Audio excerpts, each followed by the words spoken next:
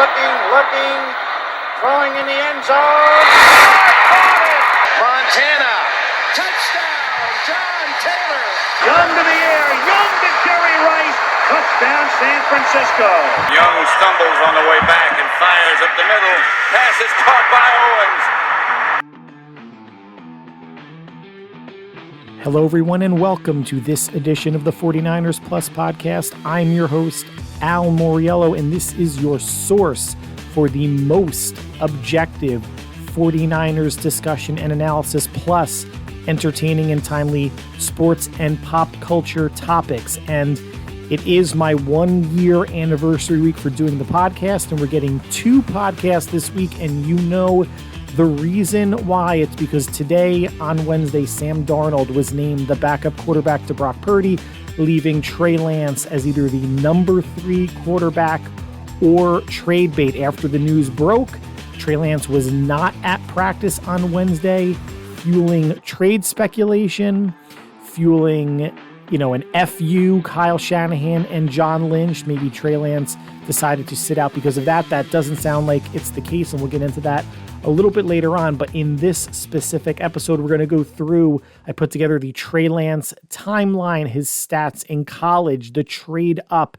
things that you already know. But what I want to go through is give facts of the situation and understandably how we got here. It wasn't a guarantee, but painting the picture of how you could understand how the 49ers got here and may be trading Trey Lance in the coming days, although I am against that. We'll go through the 2021 season where Trey did play, the 2022 season where Trey only played 1 game and 2 drives. I'm going to go over multiple fan fallacies that just goes to show how dumb some 49er fans are, and seeing the reaction on social media, especially Twitter, really prompted me to want to discuss this a little bit. And I know it's not going to soothe the anger or the frustration that 49er fans or Trey Lance fans has out there, because I know the reach of this podcast is not going to be in the tens of thousands or hundreds of thousands. But for those of you that are listening, again, thank you. And hopefully this just paints the picture. It gives more of the why. And a lot of this podcast is hopefully, I think, me being objective and giving the why things happen, taking emotion out of it, taking any sort of fanatical fandom out of it, and just discussing this series of events. We're going to finish up with what Kyle Shanahan had to say today and where we ultimately go from here, either if you're Trey Lance, his agent, or as a fan base. And since there is no plus section this week, we don't have those breakers that say Lex Talk Niners or it's plus time. So we are going to jump in right now. And as I said at the jump, my stance is I do not want to trade Trey Lance. I'm a fan of his. I'm a fan of all quarterbacks on the 49ers roster, Brandon Allen included, and anybody that's on the team now that has a shot to make the 53, and those on the practice squad and those that just get released.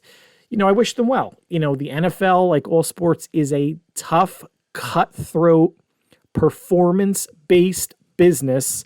It's a key phrase there, performance-based. We're going to go over that in a little bit. And my stance has been that if the 49ers were looking to trade Trey Lance, they should hold on to him this season with hopefully Brandon Allen on the practice squad. And if Brock Purdy plays well again this year, trade Lance in the offseason when his value could be higher than it is right now. Because right now, where's the big quarterback injury that he could potentially slip in and be the starter after acclimating to the playbook. And that's another issue of, trading someone this late in training camp. That's not going to maximize the return that the 49ers are going to get. And I think the biggest thing that we're going to discuss, when we go through the Trey timeline, is the perception out there that San Francisco mishandled Trey. We're going to get into this immediately. But before then, I was on record, and I'm going to come out and say it. I really think Trey Lance should have won the number 2 job. Actually, I misphrased that. I wanted Trey Lance to win the number 2 backup job. I've said it before, because of the run pass element, a little bit more dynamic, a bigger arm.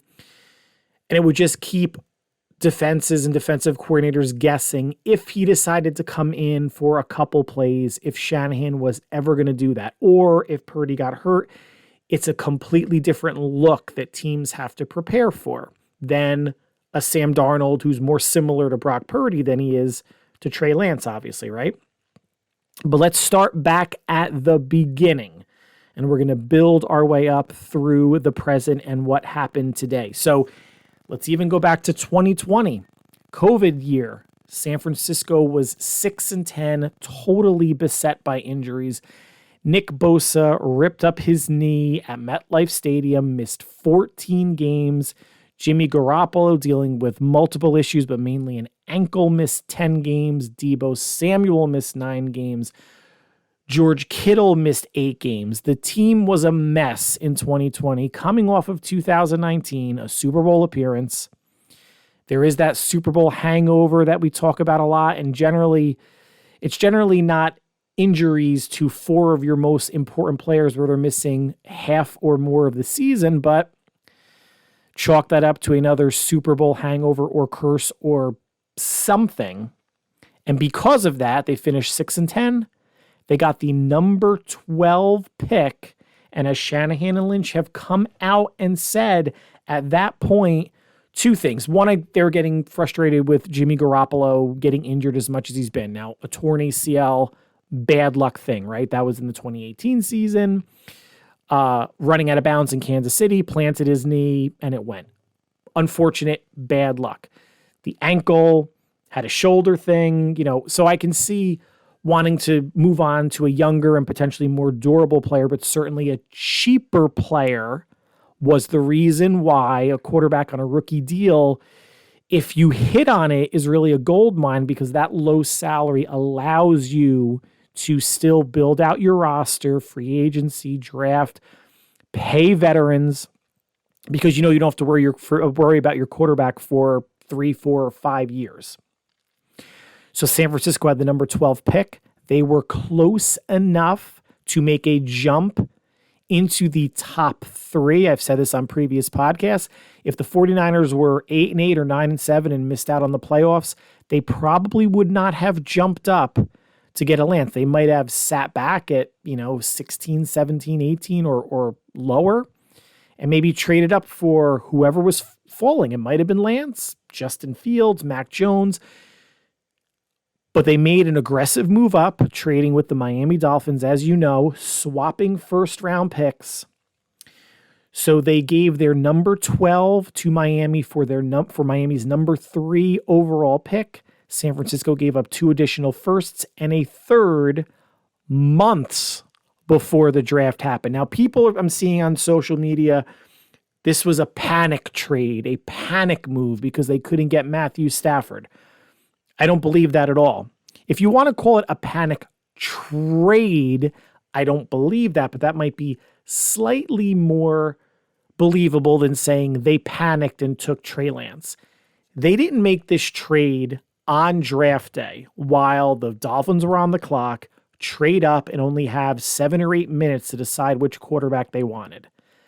They had months to examine Zach Wilson, if he fell past the Jets, looks like might have dodged a bullet there. Trey Lance, Justin Fields, or Mac Jones. I've come out before and said I wanted either Trey Lance or Justin Fields. I did not want any part of Mac Jones, and I didn't think Zach Wilson was going to fall past the Jets, so that was a moot point to me.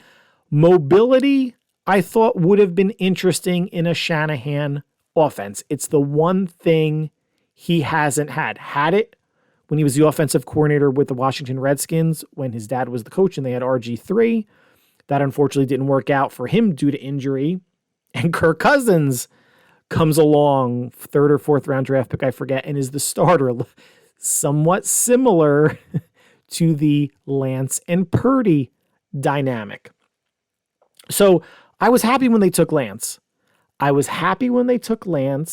I understood and I'm not even a scout, but I did enough research before and after the draft, going on websites, watching highlights and reading scouting reports to understand what he was. And what he was not ready, and not even close to being ready to play in the 2021 season. I knew that. I don't know why other people did not know that or understand that in the fandom or the media, and we're going to get into that momentarily. But this is a player at, we'll just call it Division II college school, North Dakota State University, who threw only 318 passes in college. This is the same school that Carson Wentz went to, former quarterback of the Eagles, the Colts, and the Commanders. He played for 2 seasons, had 612 passes, so nearly 300 more. A full season. Maybe I shouldn't have brought that up for any Trey fans out there as a comparison. Carson Wentz is out of the league right now. And I don't think that has as much to do with his production, because I think his production has gotten actually a somewhat bad rap.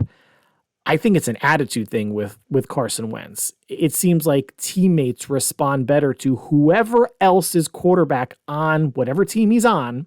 Taylor Heineke on the Commanders. I think Sam Ellinger, when he was on the Colts, the team rallied around a little bit more. So it's not that you can't draft a player out of a small school.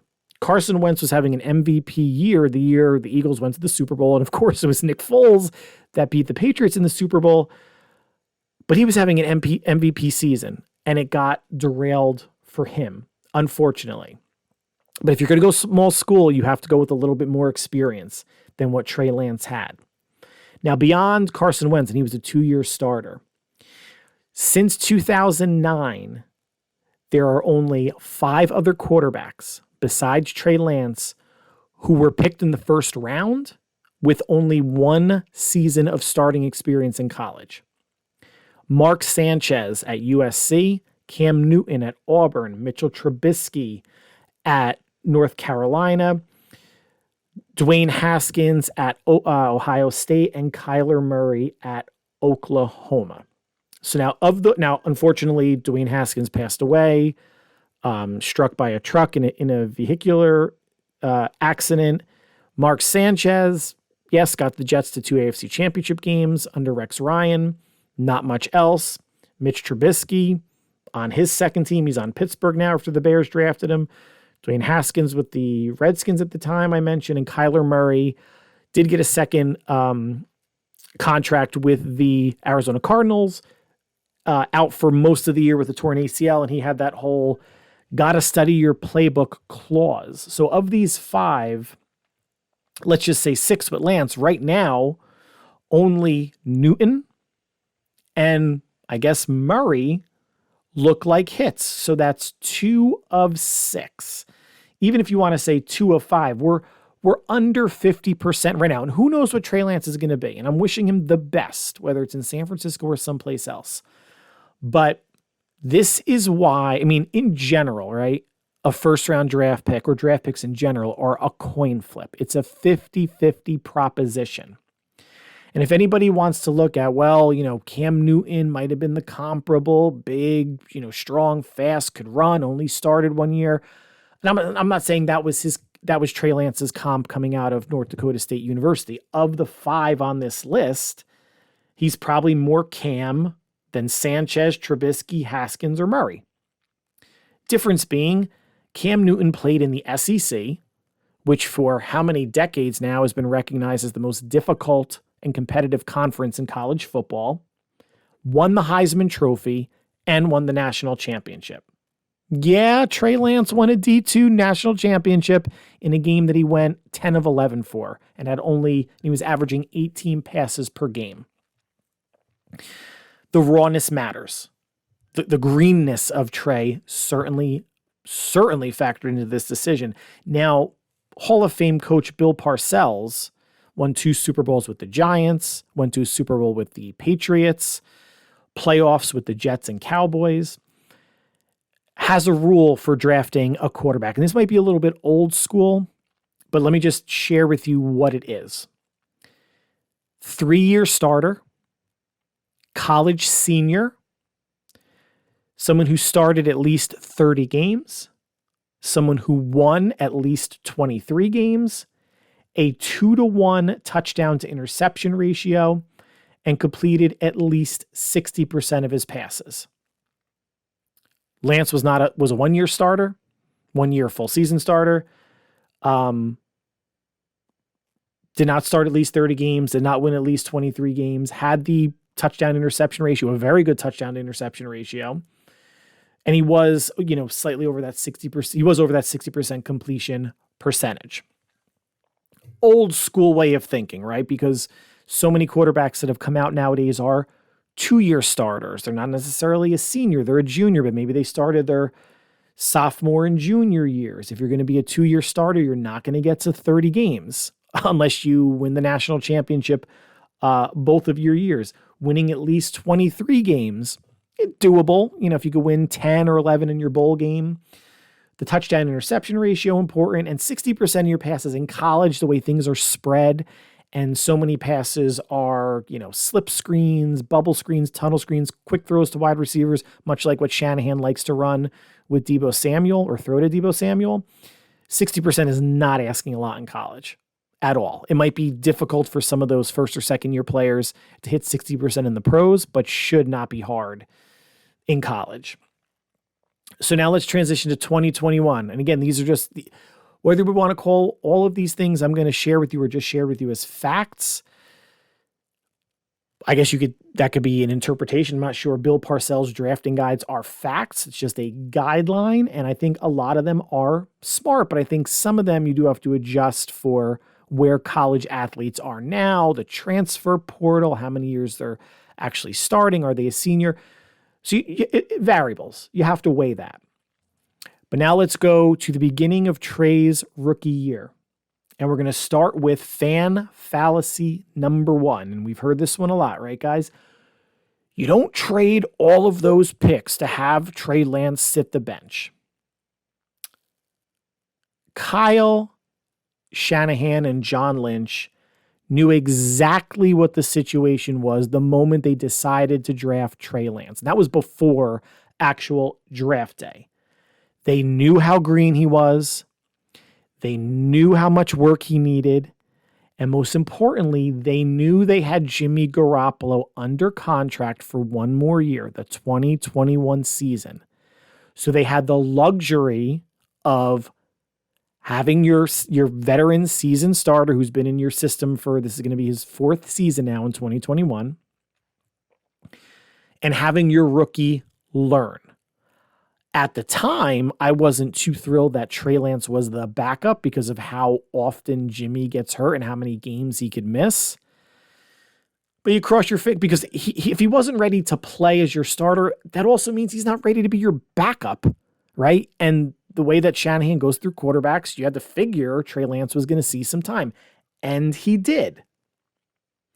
But San Francisco, again, was okay with sitting Lance because they believed 2020 was a bit of an anomaly, a bit of an outlier for where they were in 2019, going to the Super Bowl. The injuries, the COVID season, COVID, push that aside, it's a level playing field for everybody. Everyone was traveling. They had the COVID restrictions. There was no one in the stands. The injuries destroyed the team. And like I said, when you have top 4 players missing at least half the season, not going to bode well.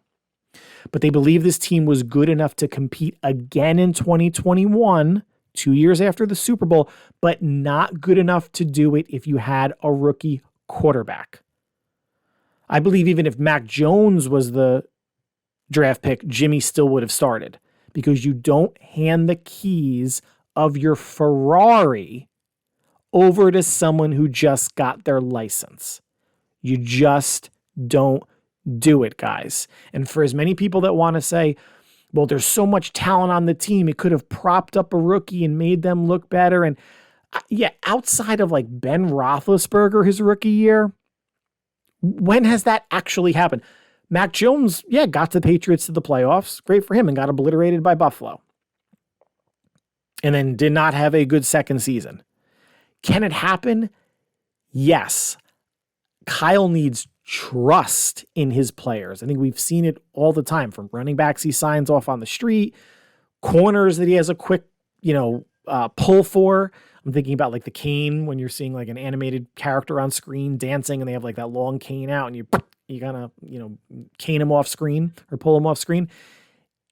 If you want to say he has trust issues, all right, maybe he's a little bit of a control freak as a quarterback, a head coach. I don't know, but it's the most important position on the field, on a football team in all of professional sports. Yeah, you might want to trust, your quarterback. So I think even Jimmy would have started if Mac Jones was the pick, certainly if it was Justin Fields.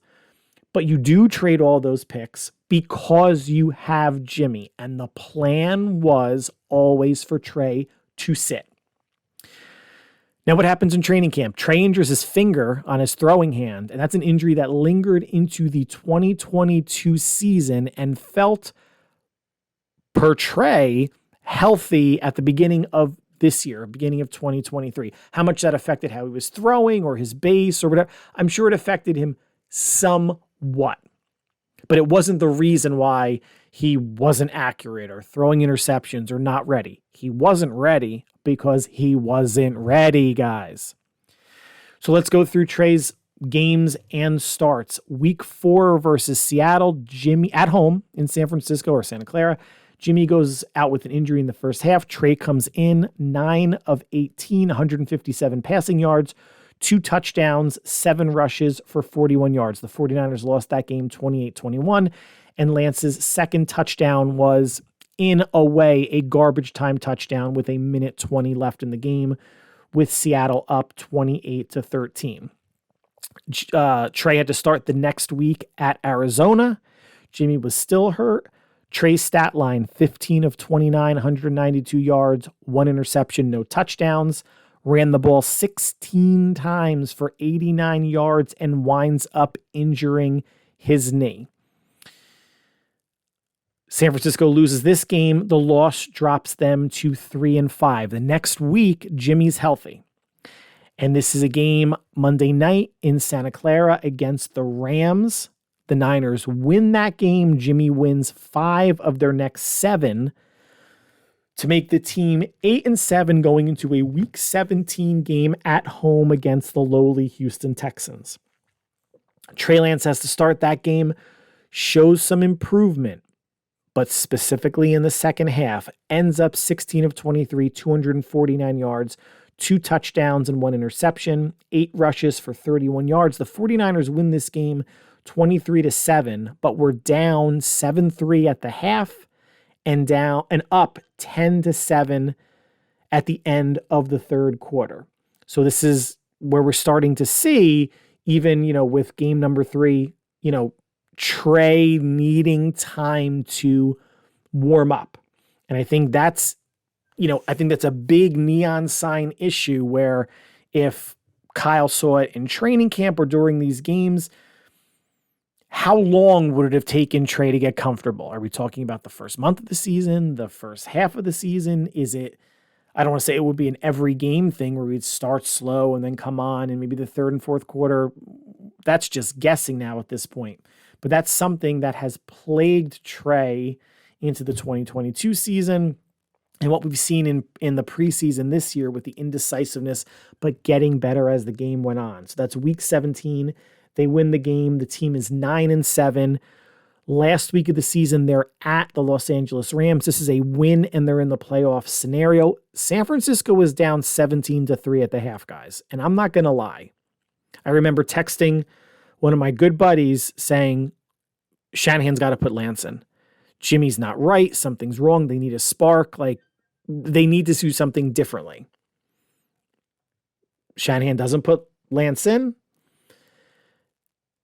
The 49ers come back. They win 27-24 in overtime, make the playoffs, get to the NFC Championship game again at the Rams, and wind up losing that game by 3 points. Now, this leads us to fan fallacy number 2. San Francisco, and this is what I hear from people, San Francisco mishandled Trey and never gave him a chance. Well, he played in 3 games his rookie year due to injury. And, the team being 3-4, 3-5, Jimmy maybe not looking good or injured. And I know there's a lot of Jimmy haters out there. I'm not one of them. not everyone could be a top 10 quarterback. He's made a Super Bowl and 2 NFC championship games. I don't want to hear any of this. The defense carried him nonsense. He was the trigger man. He touched the ball on every offensive snap that he wasn't hurt, that he was actually playing. Jimmy G's a winner. We'll see what he does in Vegas. But Kyle could have started or put Trey in at any time other than the times I detailed. Week 4 versus Seattle, week 5 at Arizona, week 17 versus Houston. He could have put him in any other time and did not. Thought that either an injured Jimmy or on a hot streak Jimmy or a playing average Jimmy, any iteration of Jimmy, even in the week 18 game down 17-3 and not looking great, any iteration of Jimmy was better than whatever Trey Lance was going to give him. Not saying me, not saying you or anybody that wanted him to play, him. And maybe to some degree or an extension, John Lynch as well. But obviously he's not making the roster decisions on a game day basis. So even though Kyle could have started him at any other point in 2021, now we're going to turn the page to 2022 where Trey Lance in the offseason is anointed the unchallenged starter, QB1 for the San Francisco 49ers. This was the plan. Sit him for a year in 2021, Jimmy's last year under contract. Let Trey learn, and he learned by watching and learned by playing in 3 games. All right, it's a good mix. All right, remember, Mahomes sat his whole rookie season behind Alex Smith and just played in the last regular season game, which was a nothing game because the Chiefs were already in the playoffs, then took over the next season. They had a Mahomes vision for Lance.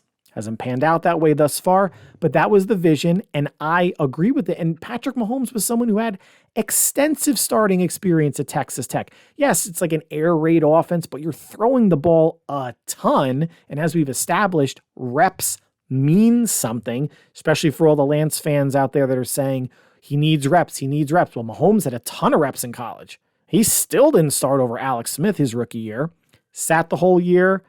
Smith got traded in the offseason to the Commanders, and then Patrick Mahomes started on his basically Hall of Fame career. So Lance is the starter, and then what happens? Jimmy re-signs late in the preseason. And now people are wondering, is this an indictment on Trey? And I was before they were trying to trade Jimmy. Jimmy had shoulder surgery late, otherwise he was going to go to Washington, were the rumors. And people were very unsure about his shoulder. Then eventually, like the situation Trey's in now, you get so late into training camp in the preseason that why am I going to make a trade? How is it? It's not going to help me from week 1 on. So Jimmy resigns, and I'm happy. And I was saying that, last year, let them resign Jimmy. A contract that's laden with incentives, and that's what he got. Base salary of about $5 million per game roster bonuses, which he made another 10 games that he played, because you don't know what Trey is. And all these arguments of you can't do it because of the psyches and the media and this, that, and the other. Grow up, everybody. That's what I was saying at the time a year ago. Grow up. If Joe Montana and Steve, granted, they're Hall of Famers, they went through it. There's other quarterback situations in the history of the league. Trey Lance, are you looking over your shoulder at Jimmy? But I know there was a sit down between Trey and Jimmy. Jimmy knew the situation. He wasn't competing. For everybody that wanted Trey to compete with Brock, they were okay with the fact that Trey didn't have to compete with Jimmy in 2022. It was just Trey's job. So you're okay with anointing him unchallenged. Why is it okay that, you got to compete with Brock? And we're going to get to that. But just think about the hypocrisy of that.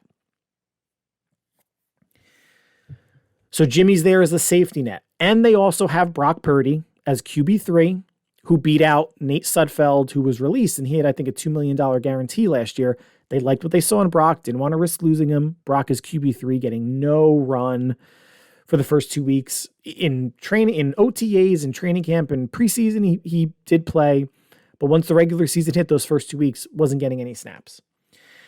So how did week 1 start? Well, we know it was at Chicago, and we know it was a monsoon, and we know that they lost 19-10. Trey's stat line, 13 of 28, 164 yards, 1 interception, 13 rushes for 54 yards. Justin Fields, for quarterback for the Bears, went 8 of 17, 121 yards, 2 touchdowns, and interception, 11 rushes for 28 yards. Kind of outplayed Lance, not by a lot. Threw 2 touchdowns, Lance threw none. They both threw a pick. They were both playing in the same conditions, right? Even though, it was better in the first half than it was the second half when things opened up. And the skies opened up once San Francisco got down by 9. They weren't going to come back because it was really super difficult to move the ball. But Fields was playing in the same conditions. They both were under 50%. Start 0-1. Week 2 at home opener versus the Seahawks. San Francisco wins this game 27-7. Trey only plays for 2 drives before he breaks his ankle, unfortunately. He was 2 of 3 for 30 yards, 3 rushes for 13 yards, and broke his ankle on that second drive. Jimmy comes in, wins this game. I don't attribute that win to Trey. It was 3. Trey accounted for 3 points. Jimmy accounted for 24. And Seattle scored 7. So Seattle technically would have beaten Trey Lance 7-3, if we want to get really into particulars. Jimmy plays the next 10 games. They go 7-3. Then Brock comes in and wins 8 straight. As you know, getting hurt in the NFC Championship game. Now, here's something fun that I haven't seen people do before we get into fan fallacy number 3. Let's compare the first 4 games of Trey Lance to the first 4 games of Brock Purdy, and they started out the same. Brock's first game action was coming in against the Seahawks at home in relief of Jimmy Garoppolo, who got hurt. Brock Purdy's first game action was against the Miami Dolphins when Jimmy Garoppolo again got hurt. So Trey played against the Seahawks, at the Cardinals, at home against the Texans, and at the Bears. One playoff team there, that was the Cardinals. Brock Purdy at home against Miami, at home against Tampa Bay, at Seattle, and at home against the Washington Commanders. 3 playoff teams that he played against: Miami, Tampa, and Seattle. And he beat Seattle 3 times. So Trey Lance, over those 4 games, 53 of 98, completing 54% of his passes for 762 yards. That's 190.5 yards per game. In total, 4 touchdowns and 3 interceptions. Ran the ball 44 times for 215 yards, a 53.7 yards per game average. Brock Purdy's 4 games, 73 of 116, completing 63% of his passes, 846 yards, 211.5 yards per game in total, 8 touchdowns and 2 interceptions, and obviously nothing on the ground. So completion percentage, Trey 54%, Brock 63.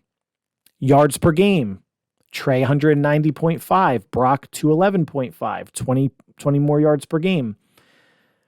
Brock doubled Lance's touchdowns, 8-4. And for as much as people say Trey is careful with the football, Brock only had 2 picks. Lance had 3. For what that's worth. First 4 games, first game being injury relief for both Lance and Purdy. The next 3 games, full-fledged starter. Leading us to fan fallacy number 3. And I have to change my voice for this one to sound like a dumb fan. Trey needed game experience to develop, and San Francisco didn't give it. Well, this is all true. Trey, certainly green, certainly raw. We've established that. But that was the plan for 2022. That was the plan. Trey was anointed the unquestioned starter, meaning Kyle Shanahan and John Lynch were prepared to take their lumps in the beginning of the season and hope that Trey develops quickly or midseason to make them dangerous to go on a playoff run. They wanted to give him the game experience. They wanted to give him the whole season experience, time to develop. Unfortunately, Trey gets hurt week 2. Is that Kyle's fault? Is it Kyle's fault that he ran him? Yes. Up the gut, QB power, whatever. Is it Kyle's fault that he got hurt? No. Another bad luck thing. But Trey gets hurt week 2. Jimmy gets hurt week 13. Brock gets thrown in, has to learn on the fly. And what does he do? He wins 8 straight games. En route to the NFC Championship game. And this is a simple calculus. And I know it's not sexy. And I know it doesn't lead to clicks. And I know it's not a hot take. But here's what it is, guys. If you take away nothing else, Brock Purdy's almost instant understanding of Kyle Shanahan's offense and ability to execute it at a high level and his impressive play, obviously, meant San Francisco no longer had to wait on Trey. They no longer had to put as much time as they would have previously to develop Trey Lance. Yes, their number 3 overall pick. Yes, the player that they traded 2 first-round picks, a third-round pick, and swapped another first-round pick for. I get it. But when you have someone who is performing in 8 games the way Brock Purdy did, 16 touchdowns, 3 interceptions, and a 66% completion percentage for a rookie who is hopefully going to learn and grow and build off of that, is it really hard to believe that they didn't say, nah, let's go back to the person that may have a bigger upside. That would be disingenuous to the team. You can't bullshit players, at least from what I understand and what I've read. They were with Brock day in and day out. There was that game at home against Tampa where Brock broke a rib on a Sunday, played in Seattle on a Thursday. Kyle Shanahan wasn't even sure 2 hours before kickoff if Brock was going to play. Players notice these things. And they don't have anything against Trey Lance. I'm not saying that. But to have turned this back over to Trey or turned it into an open competition when Brock put all that good stuff on film and led them to an NFC Championship game? Why? It was Brock's team at that point. And Kyle's come out and said, I knew 3 games into it that this was going to be Brock's team. He was going to be the starter in 2023. That might be a little quick. But once he rolls through 6 games in the regular season, beats a hated division rival in the playoffs in the Seahawks, beats a team all of us 49er fans hate for decades in the Dallas Cowboys, and then gets hurt, and who knows what it could have been against the Eagles. That's called earning it. That's called meritocracy. That's called draft position doesn't matter anymore.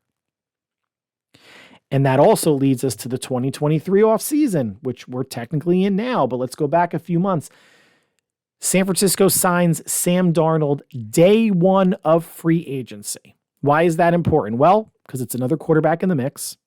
2, because I've at least read articles that Kyle Shanahan, prior to signing him, has thought highly of Sam Darnold. And 3, because it's the first friggin' day of free agency. That's when you go after your prizes, Javon Hargrave and Sam Darnold. And it's funny to put them in the same sentence and call them prizes, but if you're signing someone on the first day of free agency, that means the coach and the front office likes and wants them.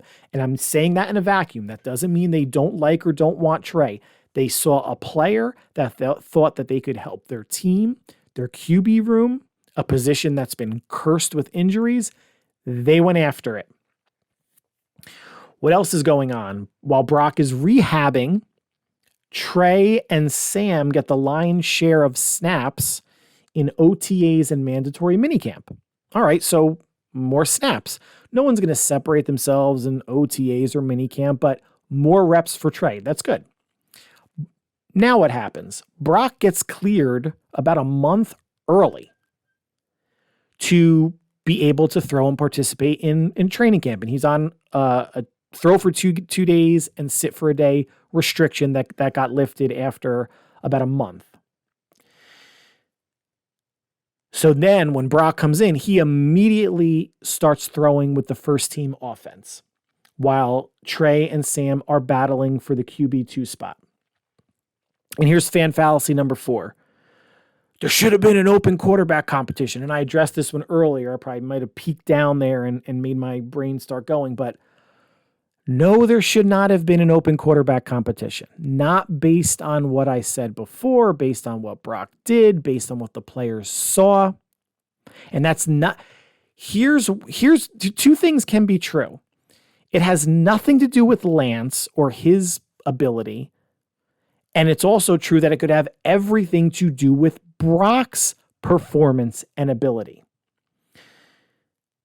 Let's change it up a little bit, though. Let's say when Brock came in, those 6 regular season games, instead of going 6-0, let's say they went 3-3 or 2-4.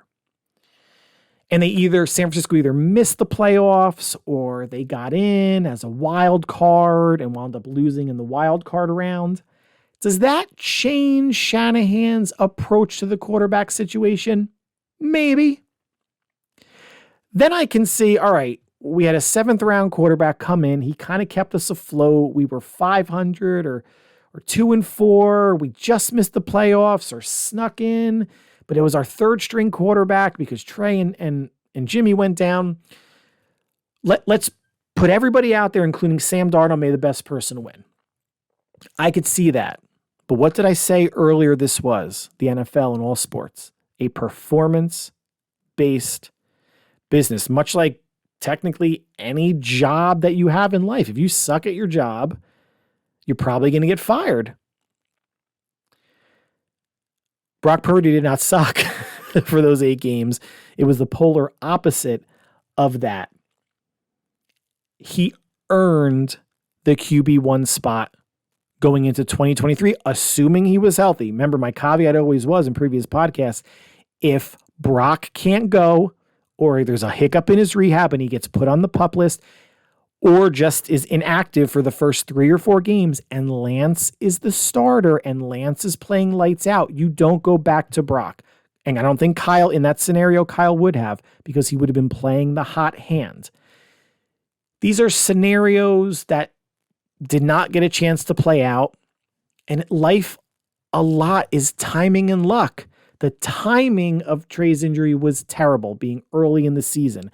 If he got hurt in week 10 or 12 and the Niners were 7-3 and then he gets hurt and Jimmy comes in and gets hurt and Purdy leads in the playoffs, that's still maybe a different discussion, right? Because you saw more of Trey. It's not Trey's fault that he got hurt. And it's not Trey's fault that Brock seized the opportunity. Kudos to Brock for seizing the opportunity. And that's why the way things played out in another universe, another dimension, another Earth, things might have played out differently. And it might have been an open competition based on more film that Trey might have put out there. Just not the case, unfortunately, for Trey. And look, and I hate to use this language, but Trey is no longer the shiny new toy. Yes, he was a number 1 pick in 2021. Yes, they traded up a lot to get him. But Brock is newer. Brock was a 2022 draft pick who played well. Sam Darnold is more recent. They just got him a couple months ago. Hell, even Brandon Allen is newer. Not comparing Brandon Allen and Trey Lance's skills by any means. But it's like Trey Lance, even though he's only been in the league for 2 years, is old hat. Drafted in 2021, didn't play, got hurt in 2022. Purdy played well. Sam Darnold in free agency, Brandon Allen in free agency. Lance is the veteran on the team and the one with the most experience in Shanahan's system, and he still could not crack the top 2. Maybe not even the top 3 based on a report from Tom Pelissero of NFL Network, which I don't believe that Trey Lance is actually the number 4 quarterback behind Brandon Allen. I don't believe that for a second. But Trey would have needed to clearly and definitively outplay and dominate Sam Darnold in training camp in the preseason. And guys, he didn't. I watched all the preseason games twice. I tracked all of the OTAs and training camp passing comparisons between the two. There was no huge difference. Did Trey Lance have some good days and bad days? Yes. Did Sam Darnold have some good days and bad days? Yes. Did they both throw interceptions in the preseason? Yes. It was close. And this is why I thought, like tie goes to the runner in baseball, I thought that if it was close, Trey would have been the number 2 because he was the draft pick, because they did invest in him, because he has a little bit more of a diverse skill set, because this is offseason number 3 in Shanahan's system. But I guess, or apparently, Shanahan saw enough separation after just the first preseason game against the Raiders, not just the preseason game. He's seeing them every day in practice, right? Every day in practice. He saw them in OTAs. He saw them in minicamp. And I guess he saw more separation than I did, than Trey Lance fans did, than Brock Purdy fans did, and probably hell, than Sam Darnold fans. I don't think anyone thought, even Sam Darnold fans probably didn't think he was going to be the backup. Now, this leads us to fan fallacy number 5, and this is a laugher, but I've seen it a lot, and from one we'll call it a non-tent creator in particular. Kyle sabotaged Trey in the preseason. He didn't call enough runs to set up the pass, and the Niners are a run-first team and off of play action and blah, blah, blah, blah, blah. Sure, sabotage. Other than the Beastie Boys song, there's no good meaning of that term or that word that will make a content creator or a head coach or a fan think highly of someone. But sure, yeah, let's sabotage a player who is also an asset to your team or potentially another team, so he's of no help to you, and it'll drive down his trade value. Really smart non-tent creator. Really smart. Sabotaging. The only way he's going to sabotage him is if Kyle Shanahan's a racist, and he's not. And people are already coming out on social media. See, the Shanahans had RG3 who was black and Kirk Cousins who was white, and look who they went. RG3 ripped up his knee and was never the same after that. And Kirk Cousins just happened to work out for them and wound up having a nice career with the Minnesota Vikings as well. The Shanahan and Lynch and the 49ers organization's racist.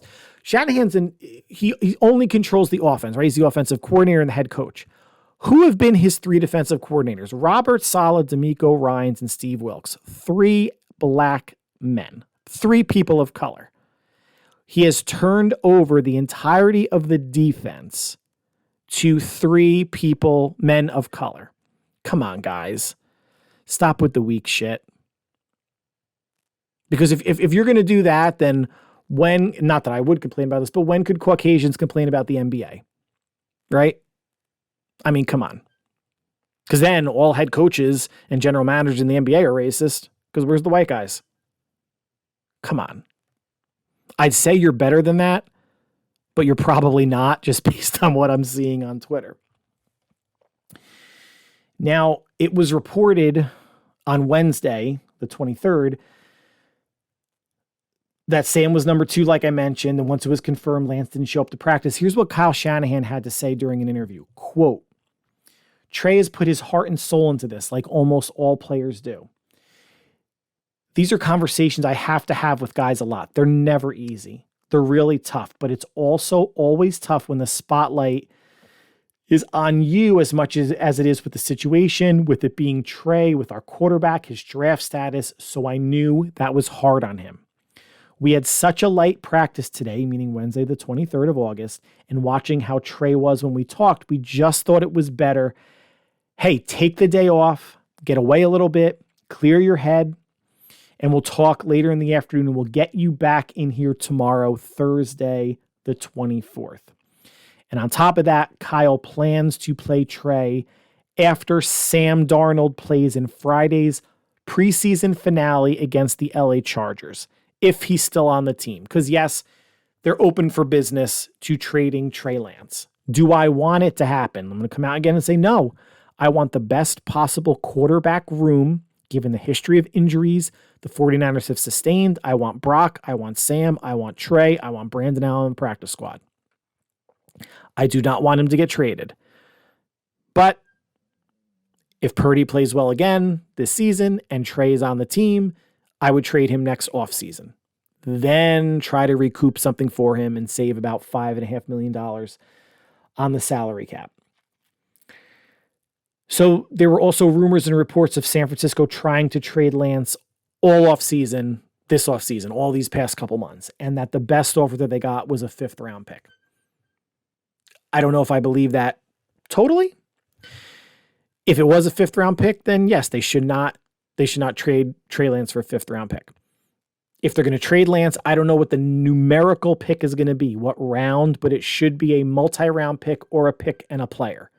He is still an untapped and talented young quarterback, and they are always in demand. He is still on his rookie contract, at least for this year and next year. Well, next year will be his 4th year, and then some team's going to have to make a decision. Look at what Green Bay did with Jordan Love. Once they traded Aaron Rodgers, I think Love still had this was, I think, Love's last year under contract, and they gave him, I don't know what it was, $10, $15 million for 2024. It's not a lot for a quarterback. That's not a lot if Trey is your quarterback this year and he plays relatively well, and before next offseason they extend him for whatever team that may be. Minnesota's thrown out there. The Vikings have been thrown out there. The Vikings, yes. The Patriots, I don't know why. I don't know what team is going to trade for him to be nothing more than a backup quarterback. And then if I'm the team trading for Trey Lance and there's not an immediate need, this is like when Sam Bradford was traded 10, 15 years ago and a 1st round pick was involved. But that's because there was an injury in whether it was Minnesota or Philadelphia, I forget. And that team needed Bradford to start and play. There's no injury yet. So San Francisco can hold on to him. If someone gets hurt in preseason game number 3 or a practice, maybe that would drive the price up. But if I'm a team looking to trade for him now and he's not going to be better than my backup, then I'm not going to trade a 1st round pick for a backup. I'm not going to trade a 2nd round pick for a backup. Maybe if I'm Lynch, I can squeeze maybe a 3rd and 5th out of him. I don't know. It's going to be hard. I think it's going to be hard to trade him now if they actually go through with it. I believe Kyle to a point and Lynch when they say they want to do the best for their players. They seem like they're pretty upfront people. Are they upfront 100% of the time? Probably not. They're probably not upfront 100% of the time with the media, and nor should they. They have to protect themselves, players, any moves they want to make. That's why everyone that says, "Oh, Kyle Shanahan was gutless. He didn't speak in front of the media after the whole Lance thing happened." He doesn't owe you anything. Just because there is a media session doesn't mean he or John Lynch have to go there. If you want to say, "Oh, he was ducking out on it," come on, internet tough guys. Like, you're going to really ask these hard questions of Shanahan or Lynch that they would probably just tap dance around anyway. You're not going to get like the full truth, and they owe you nothing. Just because you want them at a press conference doesn't mean they have to go there. Like, you're nothing to them. We're all nothing. We're just spouting our opinions, right? Listen, if Lance forces a trade or his representation forces a trade, he has the same agent as Sam Darnold. That's a little awkward, right? If he forces their hand and forces a trade, okay. Or if they keep Lance on the team and he's becoming a distraction somehow, and I think Lance seems like a good kid. I don't think he would do that. Was this crushing for him to not get the backup role? QB1 was never in play. Tonight, yeah, sure. The fact that he needed a day off, that's not saying he's weak emotionally, but sometimes you got to suck things up and just play through, right? Just play through. He's a smart kid, good family, leans on his faith. Maybe he did just need time to get stuff together, or maybe it's something completely different where he He just said, I'm not coming, or his agent told him not to show up because a trade was in the works. Like in the NBA, anytime a player is going to get traded, or Major League Baseball, that player is not on the field or the court for a game that night or at practice. That's what this initially felt like to a lot of people. Now, you could take what Shanahan said at face value, that Shanahan and Lynch let him go home just to calm down, to think about stuff, to get his head right, and to come back for Thursday. Okay. And if Lance plays in Friday, I would be surprised. I would be shocked if Lance's agent is okay with him playing on Friday, if they are pursuing a trade. You never know. I mean, Lance may want to go out there and put more good film out there for another team, or to beat out Brandon Allen, because I still think he's a better option than Brandon Allen. I don't think anybody, I think this is something all us 49er fans can agree on. Trey Lance is a better option as a QB3 than Brandon Allen. If that's the case, keep him on the team. Let him be your emergency quarterback. If he is a good kid and isn't going to rock the boat, it's not a big deal. But if he is going to rock the boat, then at some point you put him on IR, so he's still your property. He's still on your team. If Brandon Allen's on the practice squad, you elevate him to number 3, and then you trade Lance in the offseason. So where do we go from here? What's the net? What's the end result? Well, nothing that we can control as fans, right? We're just spouting our opinion, having some fun discussions about it. But here's a 30,000-foot view. San Francisco, Kyle and John, they took a big swing. They got aggressive in the 2021 draft. They went up there and they went for a quarterback that they thought fit their system, that could develop over time and give Shanahan a dual threat passing and running option. And right now, it looks like the big swing missed. But like I mentioned, first round picks and picks in general are a 50-50 proposition, especially quarterbacks, right? And every draft class, if you're looking at the first round, at the 50% mark, right around there, you have boom, average, or bust. Boom and average as 50% and bust is the other 50%. Lance was given the job in 2022 as per the plan, and he got hurt. He got hurt game 2, and it sucks. And I'm not saying this to placate anybody. I'm not being disingenuous. It sucked for him. You don't want to see any player on your favorite team get hurt like that, like a season ender.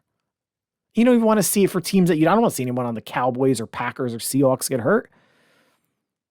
But because we wanted to see what Lance can do, right? That first game against Chicago was a monsoon. The 3 games he played in his rookie year were his rookie year games. We wanted to see the growth. We wanted to see the development, how he can play in 72 degrees and clear skies. And we didn't get a chance. I understand the Lance fans that are saying they never gave him a chance. You're right, in a manner of speaking. They gave him the chance, and fate was a cruel bitch that broke his ankle and took it away from him. And then fate also said, well, you know what? There's this kid, Brock Purdy, that's going to come in and play really well and not give you your job back, Trey Lance. It sucks. But that's life sometimes, right? We've all gone through stuff that we either was a bad situation or unfair, or I know people are saying that they feel so bad for him and the Niners disrespecting him, and hopefully another employer appreciates him. Guys, I feel bad for him to a point. To a point.